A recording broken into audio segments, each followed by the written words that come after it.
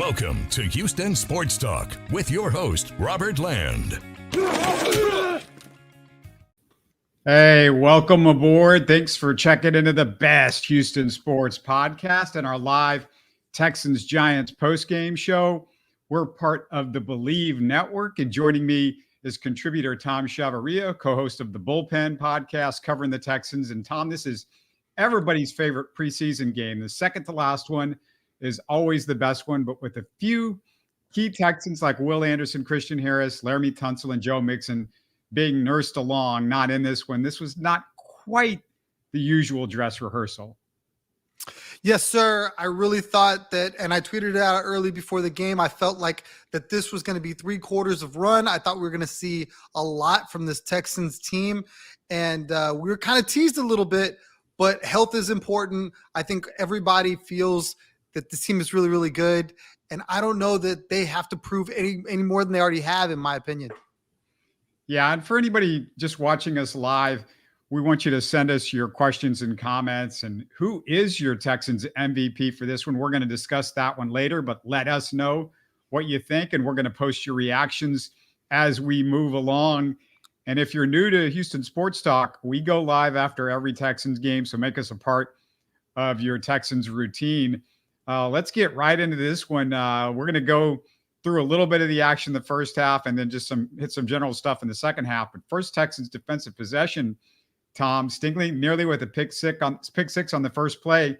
He ran the route better than the Giants wide receiver did, and then Jimmy Ward breaks up the pass along the sideline on third down, so they get a quick 3 and out. Absolutely. Obviously, the Giants have a new shiny toy in the rookie Neighbors, and they were trying to showcase him. Unfortunately, Derek Stingley Jr. is proven to be one of the best corners in football, and he showed it right away.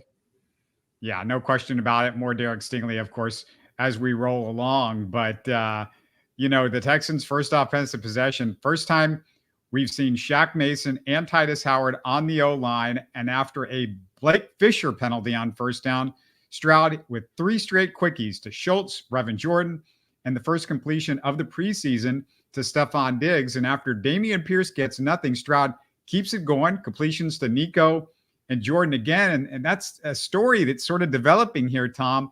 Brevin Jordan is having a breakout camp and preseason despite the holding penalty he did pick up later. And, we'll kind of blow past that. I love Brevin Jordan. I think the sky's the limit for him. There's so many rooms with weapons for the offense, whether it's the running back room or the wide receiver room or the tight end room. The depth on offense is something that is really special for this team. And I'd hate to be Nick Caserio and the management, the brain trust that is the Houston Texans. They're going to have terrible decisions to make as to who to keep and who to cut. And I don't know. It's going to be really tough.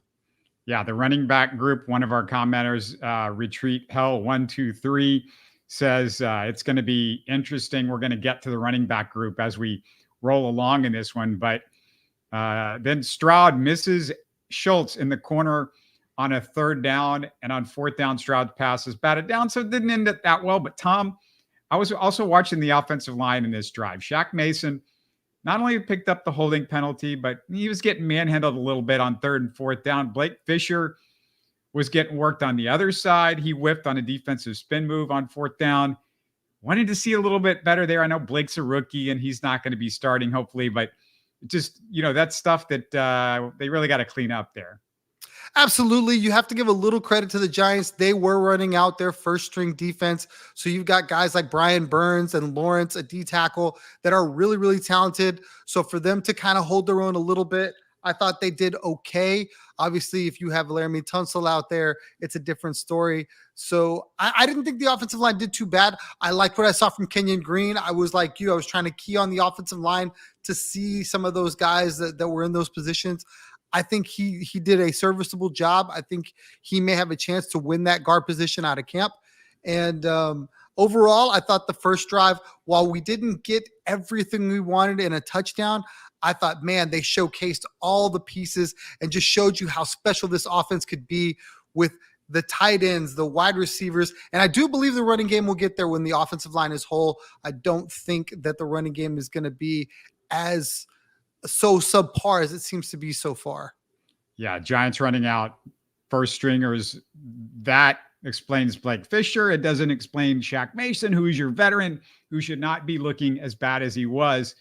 So let's keep going with the game plan or the game. And the Texans, they couldn't get the touchdown on offense, but first play on D, good pressure in the end zone by Derek Barnett on Daniel Jones, who throws a gift pick six to Jalen Pitre. I'd like to give the Texans credit, Tom, but this is kind of why Daniel Jones is Daniel Jones. Absolutely. I mean, if there is a knock on Daniel Jones, he has a tendency to want to turn the football over. I do believe that you have to give the Texans some credit because the pressure was applied. Derek Barnett had a great game. I think he's carving out a nice little role on this defense. And Pitre, he's been the subject of a lot of different topics, whether you want to talk about him as a safety or him as a nickel corner. And for him to be on an island in coverage in that particular play, I think, he basically just ball hawked that and got the pick six. For me, I saw a lot of great things from Jalen Pitre today that make you absolutely understand why the Texans are not looking outside. A lot of people were very upset with the fact that the Texans didn't pay for Justin Simmons, who recently signed with the Atlanta Falcons. $8 million did not seem like a whole lot to go get a Pro Bowl caliber safety. But this game really kind of stamped it for the Texans. Hey, no, we like the guy that's in our room. Right. And we're going to talk more about Jalen Pitre in a bit because there was more Jalen Pitre. Somebody's asking, who's British Brooks, guys? And we got to get to a lot of that stuff. But next Giants drive, they get into field goal range, but Stingley gets the interception that he missed on drive one. But Tom, the story of that drive, let's go back to him. Jalen Pitre, I was more impressed by the havoc he caused this drive than the pick six. And maybe the best I've seen Jalen Pitre play as a Texan was this game. He was really impressive. I thought it was interesting. They had him as the nickel corner, and he played safety in that drive. So they moved him around, didn't bring him off the field for Eric Murray. Just like a 1-for-1. I thought they would just like flex him around, which I thought was really good. I mean, nobody's questioned his ability to want to stick his nose in there and fight. And when you see him on that line, he's just like, I'm allowed to just go be an athlete and go make a play. And I think for Jalen Pitre, that's when he's at his best. And he made tackles when he had to. And it's not like he's super strong. He's still got to hold the guy up and he's still got to fight for it. But yeah. And again, the commenters, Pitre natural position is in the box or the line of scrimmage. It looks like it's just where he feels comfortable and that was the right move. And it's a staff that's, figuring this guy out and figuring out how to use guys. And that's what D'Amico's really done well. John Harris, by the way, going back to the Stingley deal, he said by the end of the season, Stingley's going to be the best cornerback in the NFL. I'm just hoping, Tom, he's the healthiest cornerback in the NFL. The best ability is availability. And 100%, if he's on the field, I love that comment. I love that take. Yeah, he has had an incredible camp, an incredible preseason. Just got to keep him healthy because, the ability is all there. So let's go to the next possession. Stroud gets the Texans out of the shadow of the goal line. But after the first quarter ends, Stroud sits down. Keenum comes in for 3rd and 10, but overthrows John Metchie. He makes a nice catch, but had no chance of staying in bounds.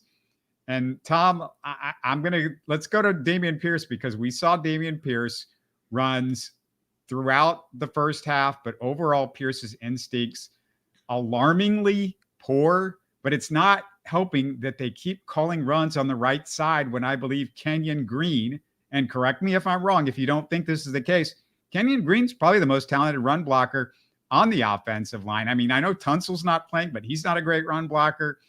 Definitely Shaq Mason's not a great run blocker. Juice Scruggs is still learning stuff. I don't know where he's going to be, but Kenyon Green's that guy. And it would sure help if Dameon Pierce got a chance to run more on the left side of the offensive line, where I feel like he can have a little bit more success and get a little bit more push from those linemen. I feel like this is an issue going all the way back to last year. I thought for whatever reason, you always saw the outside to the left for Singletary, where up the middle, right side runs seemed like they were always Dameon Pierce. And while I'm not taking any I'm not taking the blame away from him. I do Bleav he's at fault for some of these things that he's not, turning a 1 yard run into a 3 yard run or a 3 yard run into a 5 yard run. I do Bleav there is some scheme that makes it look like, okay, it wouldn't have mattered when we speak to this drive we were talking about right now. He was literally, it was like first and 10 on the 2, and both edge rushers almost met him in the backfield as he took the handoff coming out of the end zone, and it was everything just to keep him from giving up the safety. And I was like, I understand the thought process. You're just trying to get a couple yards, but at no point did I feel like Dameon Pierce was in a position to succeed. And I think when you see some of the other running backs that we're going to talk about, to include British Brooks, I feel like these guys are seeing way better opportunities, and it's not like they're having the same issues that I think Dameon Pierce is having. Yeah, when we start talking about these other running backs, we got to get into this because it looks like this is becoming super interesting at the running back position with what's going on with Dameon Pierce. And before we roll on, I just want to remind everybody to check out our show and our conversation on Tuesday. Me and Stephen Kerr went over, actually it was on Monday this week, me and Stephen Kerr went over some of the better storylines in Texans camp this year so far, and Astros stuff as well. So go check that out. All right, back to some game action. The second team defense is now in the game. Mike Ford gets beat on a huge pass play to the 1, setting up a Devin Singletary touchdown. Welcome back to Houston, Devin Singletary. Eric Murray, a little bit slow giving safety help. Feels like I've said this before this preseason, but Tom, the Texans' second and third team secondary, it's not been super. Mike Ford, they keep going, oh, his coverage is great, but guys keep catching the ball against Mike Ford. I feel like he's had some sort of unluckiness with that. You've seen some plays where he's been in coverage and been in great spots, and then you've seen some other plays where, like you said, got cooked. So for me, I don't know if it's Mike Ford just getting more reps, maybe something to that issue. But I do agree with you that the secondary, the backup, the depth in the secondary is probably one of the more concerning things, along with maybe linebacker, that I see for this entire team, which, I mean, you can't be perfect all the way through, right? There's going to be some sort of weakness somewhere. It's just the way it works. But you wish it wasn't the secondary. Right. And, I don't know how many of these guys we're actually going to see on the roster. We haven't seen much of, have we seen much of the Henderson, Okudah, some of those guys? I just feel like we really have gotten little idea of what they can bring. I really feel like, they're trying to, those guys are guys that have dealt with injury, and a lot like Tunsil, a lot like Mixon. They're just really trying to protect a lot of guys. And I Bleav those two are included in that. And I hope that when the season gets going and these guys are more of a fixture, they provide some stability. So you're going, oh, okay, well, we got good, corner play from both sides, whether it's Lassiter, Okudah, Henderson, obviously Stingley.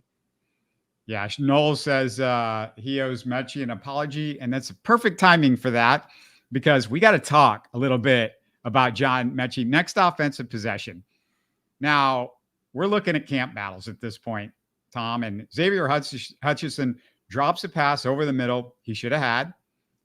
Metchie responds by making a catch over the middle. Later in the drive, Xavier makes a chunk play catch. So Metchie goes, hey, I got to keep up with this. He grabs one inside the 5, follows it up with a touchdown catch. It's the game inside the game right now. And Metchie makes a little bit of a comeback, I would say, on Xavier Hutchinson in this game, although Hutchinson did some nice things too. This was the John Metchie game I feel like Texan fans have wanted to see all preseason. Everybody felt like when CJ Stroud came out and said, John Metchie, this guy looks ready. He looks right. This is the year. And we as Texans fans have been waiting for that. We knew what he did in college. We saw the guy that he was in Alabama. I truly Bleav he was a first-round talent, that if he had not got hurt, he would have been a first-round talent. And all the other things that just have impacted his life, where he's just not been able to put it all together.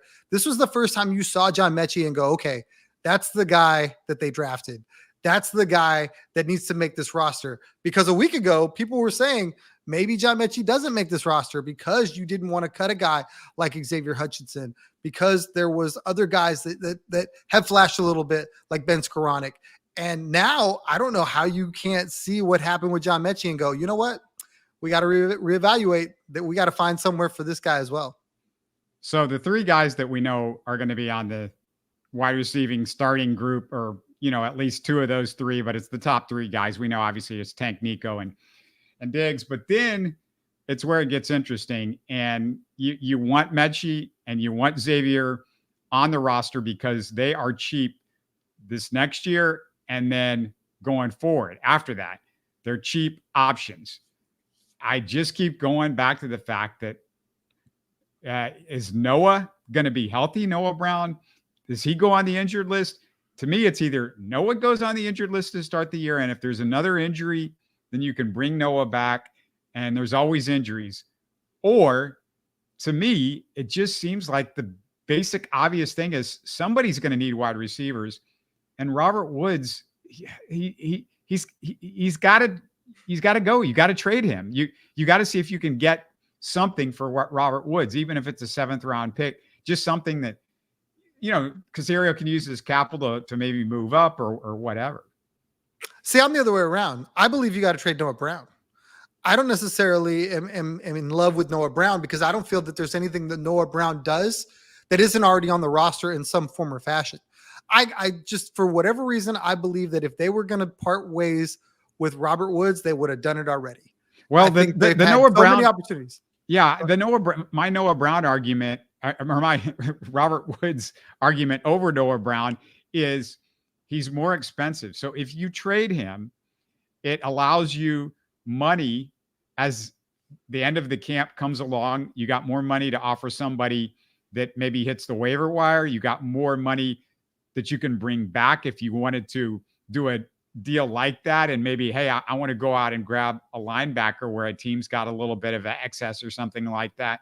Or you've got more money in trade season or early in the year. If there's an injury, you can go out and just bring somebody in and you don't have to worry about the money. Correct me if I'm wrong, but I believe we're talking about $1 million between the two guys. I think Robert Woods is $5 million. I think Noah Brown is $4 million. So for me, I thought Robert Woods was $6 million. I thought they restructured that, but I could be wrong. In either case, I feel like it's so small that I don't know that money difference would be what I would stop one for the other. I would think that I can make $2 million somewhere else. And I want the best player. They have preached player or person over player. And I feel like they love Robert Woods. If not, I think they would have cut him already. They've got tons of wide receiver depth. We're not even talking about Cephas or Sims or any of those guys. So I really think there's no scenario where Robert Woods isn't a Texan to me. Yeah, Cephas didn't exactly do himself any favors in this game. That pass that he dropped, which was been a big play, but he would have been able to show something. Boyle is not helping. We're going to get to Boyle in a second too, because that's a whole other story going on. But there is more game inside the game. Cam Akers, we talked about Pierce. He's literally running laps around Pierce. He is the number 2. I don't even think it's a question. Cam Akers has won the 2 spot. Not only does Akers look more certain on which way he's going, Pierce, by the way, 4 carries, 5 yards. But Tom, I also thought Pierce looked like he wasn't sure of himself on the kickoff return they gave him. His confidence, no matter what he's doing, looks gone. What has happened to Dameon Pierce? It's like, he's just lost it or something. When I see Dameon Pierce, I see a guy that's like so many other athletes in so many other sports where you can absolutely see them going, don't F up, don't F up, don't F up. And I believe that Dameon Pierce is so shook by this system that he's got to be a part of, this I need to be able to do this, and responsibilities and roles, that he's gotten away from what made him really good. And it was just, not instinctive, just head down, hard-nosed runner. And I think now he's trying to be decisive. He's trying to make cuts. He's trying to read holes. He's trying to do so much. And I think it's making the game too complicated for him. And that's why you see him just kind of run into walls all the time. Where before, I don't think that the offensive line was better. I don't think his rookie season I'm referring to. I don't think the offensive line was better. I don't think the blocking was better. I think he was just running with less on his mind, just freedom. And I feel like it's affecting him in all aspects because, like you spoke to, even on kick returns now, he's trying to decode things differently than I think he's ever had in his entire career. And I think it's frustrating him. And when you look at a guy like Cam Akers, I feel like he runs with absolute, I've got nothing to lose. And those are the greatest, scariest guys.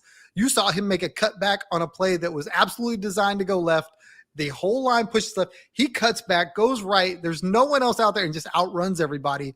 And I feel like when you see a play like that, that's a guy that's not worried about what the design is, what his responsibility is, where the blocks are. He's just looking to make a play. And Dameon Pierce is picking wrong spots to cut. He's not, I would look at a couple of the plays and yeah, the blocking, like I said, it's not great on the right side, but there's just too many times where I go, okay, if he cut there, he gets 3 yards. And now instead he's lost 1 or he's back to the line of scrimmage. And sometimes in the NFL, I'm sorry, you got to take the 3 yards or at least trust yourself when you see that guy that you can hit him, maybe break a tackle, maybe get a couple extra yards. Maybe you can get it to 5, which is about what you want. But, I'm not sure, like British Brooks, a couple of touchdowns. It's so hard to tell. They're going up against 3rd and 4th stringers. I don't know what to make of what I saw from British Brooks, although it was a lot more fun than anything we saw out of Dameon Pierce. And then you've got, JJ Taylor, who looked good at one point, but then he had to go to the medical tent. You have Jawar Jordan. Nobody's like blowing me away, but it just feels like there's a wide open battle, a real wide open battle for the 3rd and 4th spot. And I'm guessing that Ogunbowale is going to get a spot because of special teams, but I don't know, Tom. Like, how do you see these last couple of spots? I really love what the announcer crew said in regards to this because they talked about it too throughout the game. And I can't remember the guy that was working with Indy Kalu. I can't remember his name. I wish I could give John him more Harris. credit. Yeah. I thought it was the other guy, but maybe you're right. Maybe it was John Harris. He asked the question. And he goes, and Indy Kalu had the perfect answer. He goes, you know who has these problems? You know who has these tough decisions to make? Really good football teams. And it's like, I love that the Texans are a really good football team. So you have to cut really good players because there's depth. Where in years past, the Texans have been like, look, 1, 2, maybe. And then after that, I don't know. Well, it's not like I feel like somebody has like, I'm trying, these guys have like trying to rip it from the other guy. I just sort of feel like Cam Akers, has definitely won that 2nd spot. But there's everybody else is just kind of a jumbled mess. And, wide receiver, I feel like that's a good team with tough decisions right there. The running back situation, I'm like, it's none of them get me excited. Let me put it that way. And that's fair. A lot of them are names you don't know. A lot of them, I think we're really harping on Cam Akers because of his experience, because of his background. I think if he was a rookie coming out of a college or an undrafted free agent, you'd be like, I really like him. I don't know enough about him. I don't know if this guy is a long-term fit, but he's flashed more than the other guys, which is a fair statement. I think when you look at British Brooks today, some team, because I don't see a scenario where he makes the roster. Maybe he's the practice squad guy because I feel like Jawar Johnson is a guy you drafted. And I think there's some real potential there. He flashed a lot today. And one of those guys is going to be like, he's going to be cut and the other guy's going to make the practice squad, or the other guy's going to get claimed off of waivers and that guy's going to be on the practice squad. I feel like that way with those last 3 guys, Taylor, Brooks, and Jawar Jordan. All 3 of them, the one that doesn't get claimed up is going to be a Texan. That's how I see it. I think so many teams are going to be looking at this roster and be watching for cuts and look to pick up guys that the Texans let go. Yeah, if you haven't seen it in the comments already, our co-host Stephen Kerr says that Brooks was a walk-on at North Carolina, worked his way up despite 10 running backs ahead of him. So he's done this before. Let's see if he can start knocking some guys off and get in this conversation. But I would assume he's a practice squad guy at best, but let's wait and see. Assume that because guess when he's playing? He's playing after all these other guys, and they sort of have an idea of what they want to do. So at this point, Texans up 14-10 at the half. Steven Sims, huge kickoff return to start the 3rd, but Max Tooley's penalty brought it back, although Max would make up for it. We'll talk about that in a little bit. Metchie, another first down catch. We mostly saw Keenum playing backup with the Davis Mills injury, Tom, but what I didn't know was D'Amico said there is a battle for the third quarterback spot between Case Keenum and Boyle. That's interesting. I think it is too, because obviously Case Keenum is beloved in Houston. This is a Houston guy through and through, Cougar, now Texan. I think it would take a lot for Tim Boyle to be the third string guy over Case Keenum, if for nothing else than the experience, the being within the system, that sort of thing. I mean, it's good to have competition. Obviously, I think we got a better Case Keenum today because Tim Boyle's pushing him. You saw him make some plays today. They're like, oh, okay. I mean, we know Case Keenum, but you don't normally expect the third string quarterback to come out and sling it like he did. I think he was trying to show that he could still make all the throws, read defenses, and move the offense, which he was able to do. I don't see anything that really makes me go, oh, well, you got to keep Boyle around, because if you put him on a practice squad, somebody's going to come grab him or something like that. If you lose him, it's like, I don't know. I would rather keep the coach, Case Keenum. That's my thought at this point. And if Boyle maybe had hit Cephas a little bit on one of those deep throws, a little bit more accurate on one of them, he had him, but could have put it in a better spot on another one. Maybe I'd be a little bit more excited about him. Who flashed for you in the second half, Tom? Because we had Thule and Neville Hewitt forcing fumbles, which, that was pretty cool. That's stuff that the great teams know how to do. Also, 7th round pick Solomon Byrd with a strip sack fumble late in the game. The 7th round picks, Marcus Harris had a tackle for loss that was impressive. So it was good to see some of those guys do some stuff and show, because really we talked about it. We hadn't seen the flashes of, real positive plays in the second half of these Texans games. Absolutely. And I love all the names that you listed, all of them very worthy. But for me, you spoke to it, Max Thule. I'm looking at the linebacker room, the linebacker depth, and after the starters, I am not in love with any of them. So anytime you see a guy make a hustle play where he runs down a receiver or tight end and make the punch play to cause a fumble, for me, that's always going to stick. For me, that's just going to be in my brain going, you know what? That's all heart and hustle. And that's like, stuff that always plays. You bring that as opposed to a talent or a skill or something like that. So for me, I love what I saw from Max Thule, even though, like you did speak to, he did have the penalty earlier in the game.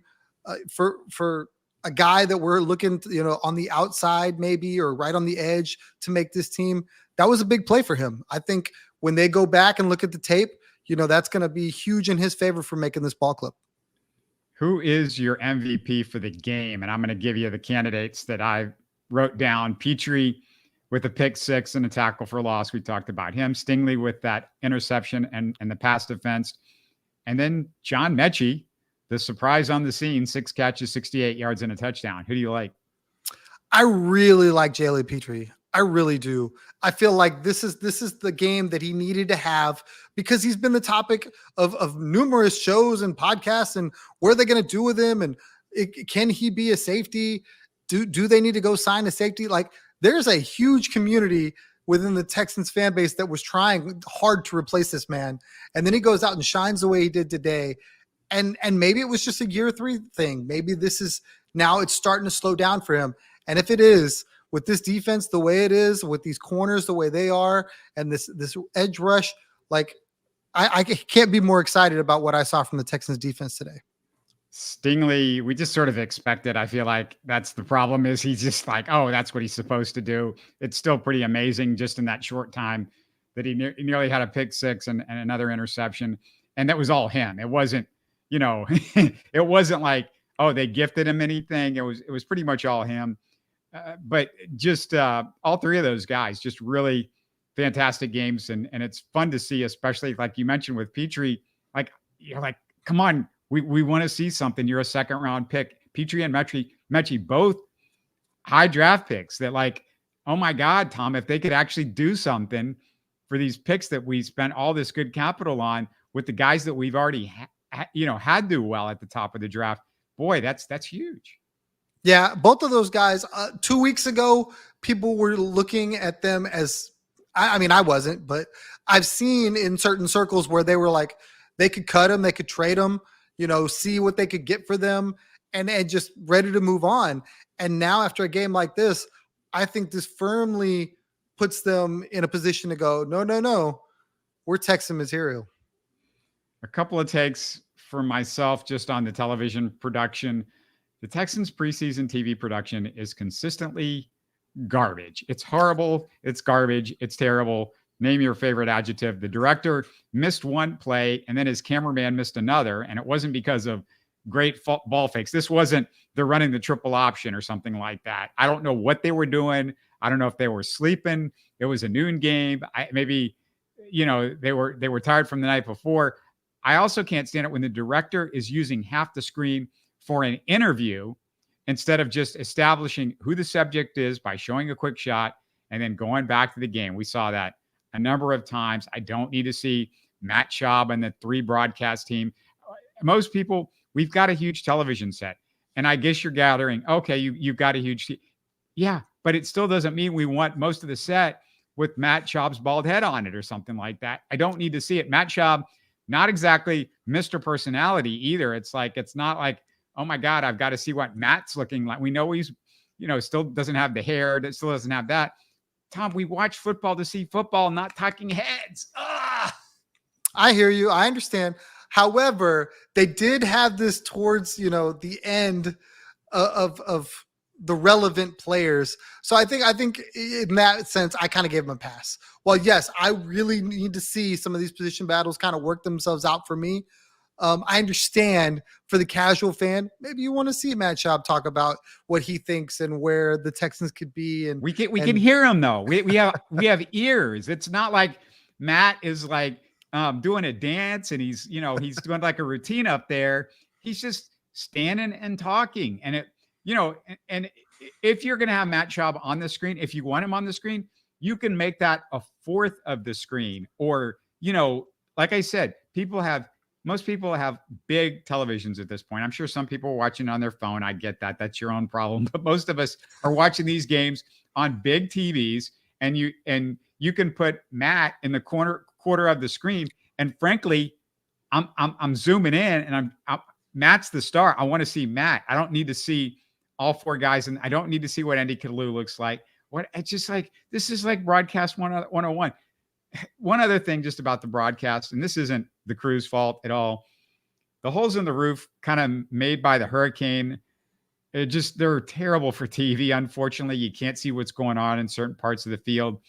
Tom, it sort of reminds me, you'll remember this. It reminds me of how much I hated watching Cowboys games at Old Texas Stadium. It was awful. I hated that. I also felt like it was the worst time to play those games because at 3:00, because every time it was 3:00, the sun was just right there. The whole middle of the stadium, you saw nothing. So yeah, I totally agree about that. And look, maybe they're preseason too, right? If this is the worst we get for preseason and they clean it up for the regular season, I'll totally understand. Well, it's a different crew though. This is the problem. It's the crew that does the preseason is a different crew for the most part, I would think, than the crew that's doing the games for the broadcast networks. They bring their own directors and stuff like that. I don't think it's the same people that are doing this. And, I see stuff all the time I don't like from the CBS and Fox. Usually CBS, they're the worst. Usually there's stuff that's not great, but like just a couple of just total misplays, and not showing us a replay. Like somebody got a shot of, remember when Case threw it, the bomb down the field on the penalty by the Giants. So it was a free play. I get it. It didn't count. I still want to see, just show me a replay. Like, was Case close on that throw? Was the receiver, how did he do? I want to see all this. We're looking at we're football fans. Like, you are a diehard football fan if you're watching preseason, aren't you, Tom? So you care. Like, I want to see the football. I will say this though, and I don't know if everybody knows this or not, but you were in TV, correct? Oh yeah, I've So your shot. I've lens, done high school games. I've done. I'm trying to remember if I've done college games. I haven't done pro, but frankly, pro a lot of times is the easier game to do because it's a lot more predictable. These guys know what they're doing. You're not going to see all kind of weird stuff happen during a play. Like I said, in college and high school, sometimes you got they're running the triple option and you're like, oh, did he give it to the running back? He's trying to, they're trying to sneak that. You see a little play action and a little bit of misdirect, but it's nothing like high school or college. well, I'm just saying that because I feel like your lens is different than all the other casual people watching the production. Like, I get what you're saying, and I totally agree. No argument whatsoever. I'm sure I'm not the only one that saw that they're missing plays and it gets frustrated at stuff like that. And was it last week or the week before? There's one where they came out of commercial and they had missed a play. I think it was the Hall of Fame game or something like that. Mm-hmm. And I mean, look, is it good? No. But is it preseason football? Yes. Now, I think they're probably going to make mistakes during the regular season too, and I'm sure we will talk about it. But I mean, I didn't mind it. But I understand what you're saying. Is there any of these injuries that, the guys that we haven't seen, Mix and Harris, I mentioned some of the names. Is there anybody of these guys that you're like, I'm a little worried about that guy? Larry Tunsil, I feel like he'll be ready, but is there anybody that you're like, I'm little concerned that this injury could be something more serious than they're saying? Christian Harris scares the crap out of me because there's no track record. He's a younger guy. Laremy Tunsil, we saw this all last year. It was like practices. No, he would miss a game here or there, but you knew you were going to get Laremy Tunsil at some point. And this was all about, management, right? Where I haven't seen Christian Harris at all. And I kind of want that linebacker on the field to work with Azeez Al-Shaair, to work with Toto, just so they can figure things out. And I don't have him. And if I have to name one guy, it's probably him. Now, do I think he'll be fine? Absolutely. But if I have to pick a guy where I'm like, all right, I really hope we see this guy in the team versus team scrimmage or something, where he's making plays, where he's out there moving around, he's flying around the football. That's the guy. And there's no linebacker depth. That's the other problem too. It's 100%. Yeah, just overall, I'm super happy. I mean, this stuff is good. It looks good. Guys look like, the guys that are going to make the team, that are the guys that we expect. They look good. This offense, I mean, we didn't talk a ton about Stroud. He was good. The throw where he overthrows Schultz, I don't know if he was just trying to overthrow Schultz in the end zone and he threw it away. That was kind of a miss. The throw to Nico in the end zone, you might think that was Stroud. I thought Nico needed to use his hands and worry about getting his feet in bounds instead of trying to jump up and catch it with his chest. I think if he catches it with his hands instead of trying to jump up and catch it with his chest, he doesn't fall out of bounds and it's a touchdown. Yeah, I thought it was a good play by the corner, real smart. Now that you have the out of bounds where you can push a guy out of bounds, I think if there isn't a ball that's a little bit lower, if he's got elevated at all, you're supposed to. I think you're supposed to push him out of bounds as a corner. But I mean, overall, I was just so impressed with the entire game from the standpoint that even at the end, I don't know if everybody watched it all the way to the end, but the last drive, I was so impressed because here they are. It's like, I think it was like second down or third down, and they run a bootleg to get the first down to finish a game. You know what I mean? So I don't have to punt. I don't have to like waste the clock with a, like where I got to run around in the backfield and then knee it. Like it was just a complete game for me from the Texans. Just every level really, really working well. I thought the special teams, which we didn't really talk about a ton, I thought there was some flashes there where I feel like there could be some openings for some big plays in the special teams game too. I mean, man, I can't get the season to start fast enough because I'm terrified about injury, and I just really want these games to count. No question. And we made it through without a Stroud injury. Stroud is done for the preseason. And that's all that, I mean, I hate to say it. That is all that in the football you got the guy at quarterback. It's like, get him in and out of games. Anytime anything happens with the quarterback, you're in pure panic mode if your quarterback is as good as CJ Stroud. So that's good. The other thing is, besides Stroud, I don't think there was anybody carted off. There was nobody that I felt like had anything that I was worried about. Oh, he looks like he's a little banged up. He twisted his ankle. He did something. Didn't see any of that stuff. Knock on wood. Because I remember, like, there was a few years ago with the Texans. I don't know if you remember this, Tom. It seemed like the Texans would play. You would think, oh, we didn't have any major injuries. And then, like, Monday, you get this injury report, and it's like, oh, that guy is out for the season, or he's gone for like 3 weeks. And I was like, what happened? He wasn't carted off. He didn't limp off the field. He wasn't helped off on a stretcher. What do you mean he's out? Like, you didn't even notice it in the game. Like, there was no sign, or he played the rest of the game and then he got hurt. Like, and they didn't know it until Monday or something. It was very bizarre. I think that's really why you're seeing so little of the first unit. I think that's why we're getting a quarter, a drive. We're really getting a really diluted version of the Texans right now, because I think they're really worried about that. The injury stuff. Obviously, you've got some guys that are still on the mend, but you don't want to see anybody else get nicked up. Obviously, they're showing enough in practice that they don't feel like they need to see it against other competition. So I really feel like the Texans are doing a really good job of just making sure that they don't have injuries. When you look at the other side of the football, when you look at the Giants, they were having guys getting carted off. They were having guys getting nicked up. And I think when you see that, I thought it was very interesting that the Giants had an injury right before the end of that first quarter, and then they were done. And then the Texans were done. And I don't know if that was almost like they saw it and said, all right, we're good, or if it was always planned that way. But I couldn't help but think, I wonder if that injury played a role in going, you know what, let's get our guys out of here. We don't want anybody getting nicked up. The main thing is, this preseason so far has gone very well for the Texans health-wise. You know, if these guys are just having this is minor injuries from the guys that we've talked about, the Harrises and the Mixons and all that sort of stuff, it's really good. I mean, it's really good. And not, you know, we haven't heard about anybody go down with the surgery. So knock on wood, they get through the next couple of weeks. You know, obviously these guys aren't playing next week, but the main guys get through these next couple of weeks of just doing what they got to do. And then we're there. We're safe, and we're into the first game of the season. I also want to mention that, you know, the Texans, if you look at kind of everything that we've seen the first few weeks, they just look like they're so well. I mean, they're so well coached in a preseason environment. Like, there were times with some of the past Texan teams where you're like, oh, I don't know what to expect in the regular season, because these guys don't necessarily look like they know where they're going or know what they're doing.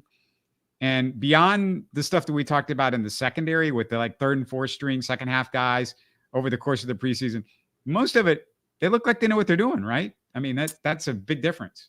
Absolutely. I love the take that you had with them being so well coached. You see so many teams in preseason, and Texans teams in the past. We all know this too well, where they have problems getting in and out of the huddle, problems audibling, problems getting aligned, you know, offside penalties left and right. And you don't see that out of this Texan team. I mean, obviously Blake Fisher had one right off the bat, but I think, you know, it's the first time being in an NFL game in the building. I think maybe that had something to do with it. But for the most part, you know, really clean football, not a whole lot of penalties, and really, really good decisions by the coaching staff as to what, you know, they want to do and how they want to attack defenses. I love that they utilize the tight end a lot today. I think that's awesome when everybody wants to talk about Dell, Collins, and Diggs. And then, oh, by the way, Dalton Schultz is still really, really good. Brevin Jordan's still really, really good. We even talk about Cave Stover. I think he's really, really good. And I just love that they were able to move and just, okay, we'll take whatever you want to give us. Yeah, Stover, it's so deep that he didn't get to really play with the ones, didn't get to play with CJ Stroud this time. So, yeah, huge. I mean, and the thing is, the Giants look like that team. They look like the way the Texans, yeah, I recognize them. Oh, that's the old Texans. That's the way the Texans used to look. Hey, we haven't had a chance to do this the last couple of weeks, but got to plug your shows. Tell everybody about your other shows. Well, if you're looking to catch more of me, I do a football podcast called The Bullpen. We are part of the Fan-Sided Network. We just recently moved over. So if you go read like the Toro Times, our podcast will play there. I do it with James Roy. You can find him on Twitter at James Roy NFL. Really, really good place to get information throughout the week. We do a bunch of little stuff throughout the week to just kind of keep you in tune with what the Texans are doing. If you're into baseball, I also do a baseball podcast at Bourbon and Baseball. My co-host Susie, we do everything with the Stros, me and her. She also has a podcast if you're into other baseball teams. I know not everyone is Houston all the way through. Some people like the Rangers and the Mets and the Orioles and the Yankees, and I don't know why, but you do. So they have a podcast, All the Balls, where you can go and check them out for all your baseball content. You can find me at Third Coast Tom on Twitter, at TCTom1 on Instagram. And if you're also interested into something a little different as to where you consume your games while you're doing it, the PSF app is something that I'm doing as well. We have a media caster program there where you're basically watching a game with us. We're breaking it down live while the game's played, whether it's football, baseball, basketball, doesn't matter the sport. There is a room there for you for whatever team. It's an app you download off of your Apple or Android called PSF. They have a peer-to-peer wagering system in there where you can kind of put your money where your mouth is. Say, I feel like CJ Stroud is going to have more fumbles than Danny Dimes today. I could bet that. I would not. That would be a dumb bet. But you could, if you wanted to, on the PSF app. I invite you, if you're looking for a place to watch the game with like-minded fans, and it's not at the game, PSF is where it's at. It's a lot of fun. Come check us out. You mentioned your Astros show. I have to say congratulations to Ken Caminetti's family, because when I was a kid, Ken Caminetti was the first minor league Astro that I was so excited to see what he did when he came to the major leagues, because back in those days, there was no internet. There was a program with Ken Caminetti in the program. He might've been on the cover of the Astros program at the game. And I read about him. I'm like, who is this guy? I want to see this guy. When I read the story about him, I was excited to see him. And then I'll never forget, he had the triple and a home run his first game, scored a run, great defensive play, and just beloved by all of the Astros fans. If you go to my Twitter, I put up a link to the interview that I did with Greg Lucas, where we talked for several minutes about Ken Caminetti. And then also it's a thread. So below that, you will see, I also spoke to Bill Brown, who voted on the Astros Hall of Famers, as he does every year. He talks about Caminetti, and then also David Dilotti, who covered him for Houston sports radio stations for close to 40 years. So he had some great Caminetti stories. You can find it in our archives on YouTube, in my David Dilotti interview, the full interview on there, or the full interview that I did with Bill Brown a few months ago about his book and other things like that. Great stories about Jose Lima and other stuff as well. So definitely go check that out. But just a big, huge congratulations to the Caminetti family, who, we miss him a great deal. I wish he was here so we could celebrate him, in the way that he deserves. But really, Biggio and Bagwell, they were best friends with that guy. They loved him to death. And so I think it's really cool that they're putting him into the Astros Hall of Fame, and good stuff.